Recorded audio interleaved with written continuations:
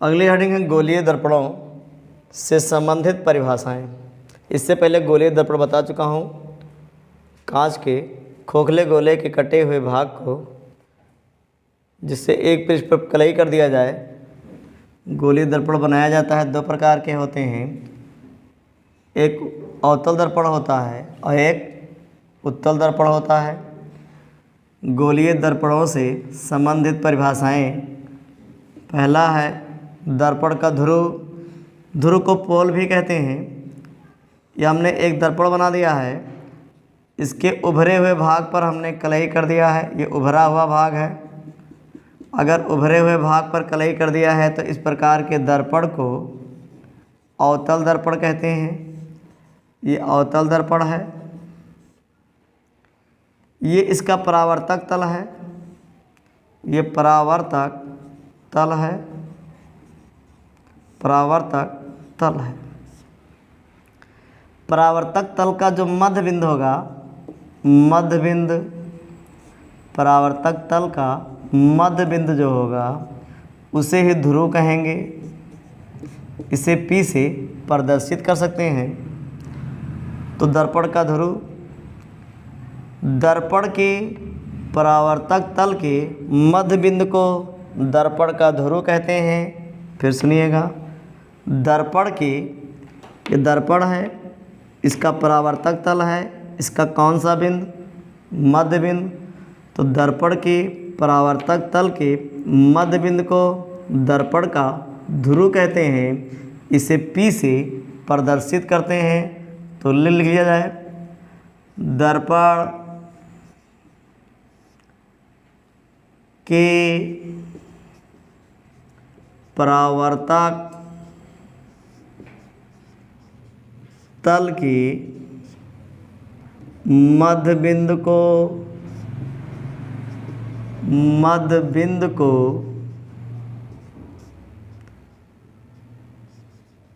दर्पण का ध्रुव कहते हैं। ध्रुव कहते हैं। इसे P से प्रदर्शित करते हैं। इसे P से प्रदर्शित करते हैं। फिर सुनिए, दर्पण का ध्रुव किसे कहते हैं?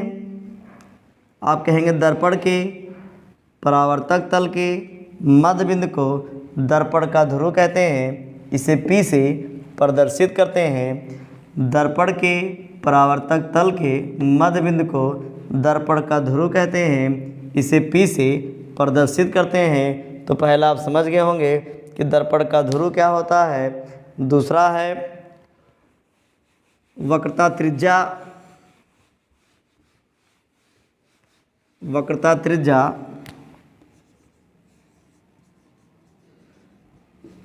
वक्रता त्रिज्या, ये वक्रता त्रिज्या है।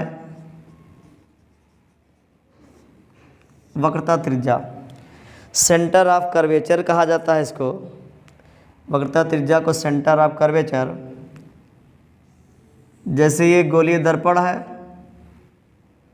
कांच का खोखला गोला है, यहाँ से हमने इसको काट लिया है और ये दर्पण बना दिया है। ये दर्पण बना दिया है। इसका जो केंद्र है, केंद्र से जो इसकी दूरी है जिसको त्रिज्या कहते हैं, वो दर्पण के लिए वक्रता त्रिज्या है। दर्पण के लिए वक्रता त्रिज्या है। अब हम कह सकते हैं दर्पण जिस कांच के खोखले गोले के कटे हुए भाग होते हैं, दर्पण जिस कांच के खोखले गोले के कटे हुए भाग होते हैं, उस खोखले गोले की त्रिज्या को दर्पण की वक्रता त्रिज्या कहते हैं। इसे कैपिटल R से प्रदर्शित करते हैं। फिर सुनिएगा, गोलीय दर्पण जिस कांच के खोखले गोले के कटे हुए भाग होते हैं, उस गोले की त्रिज्या को दर्पण की वक्रता त्रिज्या कहते हैं। लिख लें, गोलीय दर्पण, गोलीय दर्पण जिस कांच के खोखले गोले, खोखले गोले के कटे हुए भाग होते हैं, भाग होते हैं, उस गोले की त्रिज्या को ही, उस गोले की त्रिज्या को ही गोलीय दर्पण, गोलीय दर्पण की वक्रता त्रिज्या कहते हैं। गोलीय दर्पण की वक्रता त्रिज्या कहते हैं।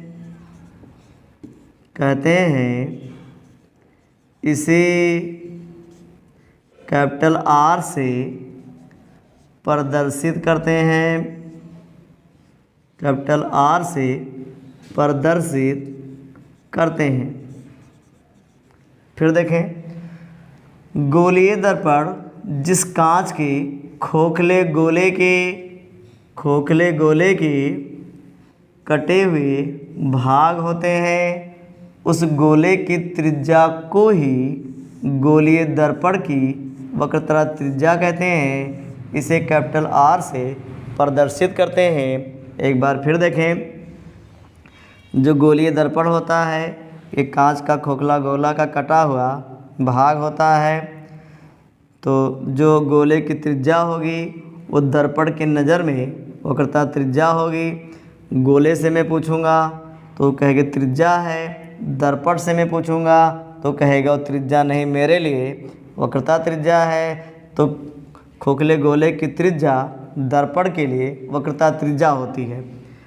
फिर देखें, गोलीय दर्पण जिस कांच के खोखले गोले के कटे हुए भाग होते हैं, उस गोले की त्रिज्या को गोलीय दर्पण की वक्रता त्रिज्या कहते हैं। इसे कैपिटल आर से प्रदर्शित करते हैं। अगला पॉइंट देखा जाए इसका,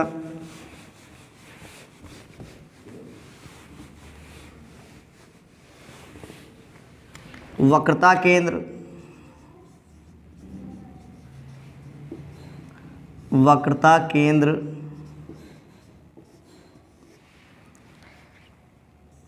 ये कांच का खोखला गोला है, इसको हमने यहाँ से काट दिया है, इसके एक भाग पर कलई कर दिया है। अब ये कलई कर दिया है तो ये दर्पण बन गया है, ये गोलीय दर्पण बन गया है। ये गोलीय दर्पण, गोलीय दर्पण में ये अवतल दर्पण है,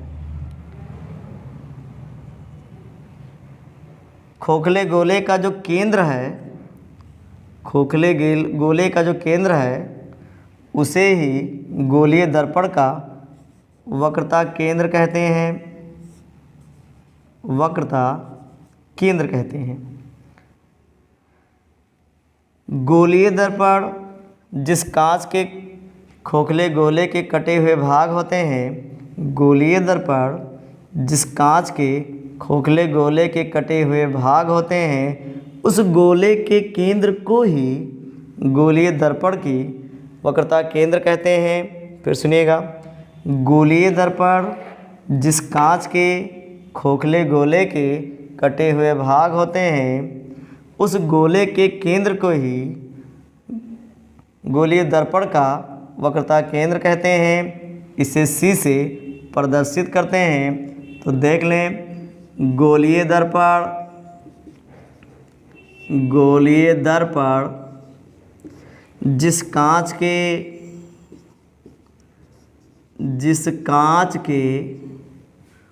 खोखले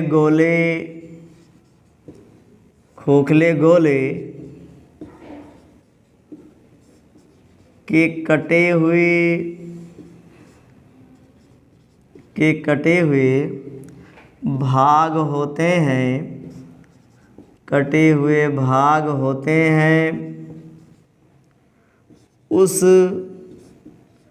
गोले के केंद्र को ही, उस गोले के केंद्र को ही गोलीय दर्पण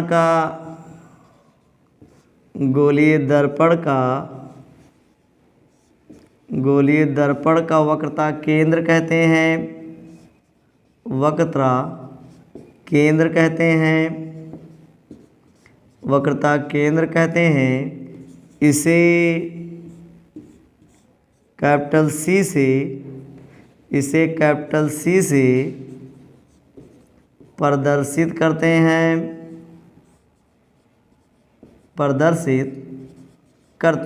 फिर देखें, गोलीय दर्पण जिस कांच के खोखले गोले के कटे हुए भाग होते हैं, उस गोले के केंद्र को ही गोलीय दर्पण का वक्रता केंद्र कहते हैं। इसे कैपिटल सी से प्रदर्शित करते हैं। अब आप समझ गए होंगे, गोलीय दर्पण जिस कांच के खोखले गोले के कटे हुए भाग होते हैं, उस गोले के केंद्र को ही गोलीय दर्पण का वक्रता केंद्र कहते हैं।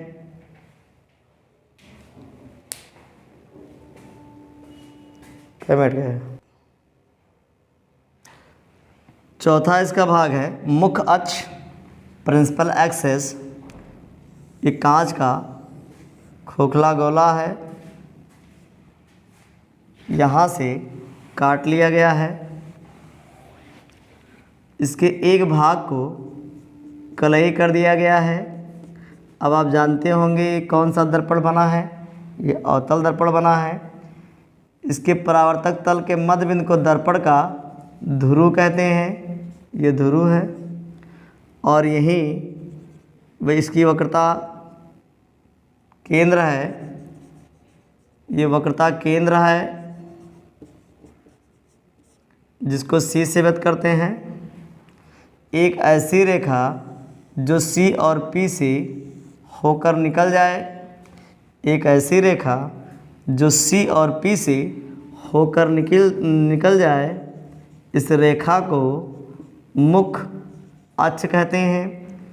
तो मुख्य अक्ष की परिभाषा अगर आपको बतानी हो तो दर्पण के ध्रुव और वक्रता केंद्र से होकर जाने वाली रेखा को दर्पण का मुख्य अक्ष कहते हैं। फिर सुनिएगा, दर्पण के ध्रुव और वक्रता केंद्र से होकर जाने वाली रेखा को दर्पण का मुख्य अक्ष कहते हैं। देख लें, दर्पण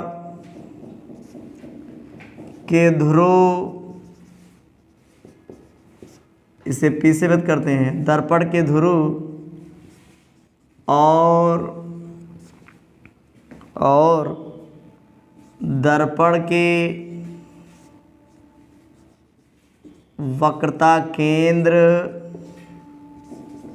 वक्रता केंद्र से होकर जाने वाली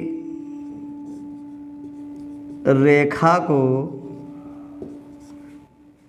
दर्पण का मुख्य अक्ष कहते हैं, मुख्य अक्ष कहते हैं। फिर देखिए, दर्पण के ध्रुव तथा वक्रता केंद्र से जाने वाली रेखा को दर्पण का ध्रुव कहते हैं। दर्पण के ध्रुव और दर्पण के वक्रता केंद्र से होकर जाने वाली रेखा को मुख्य अक्ष कहते हैं।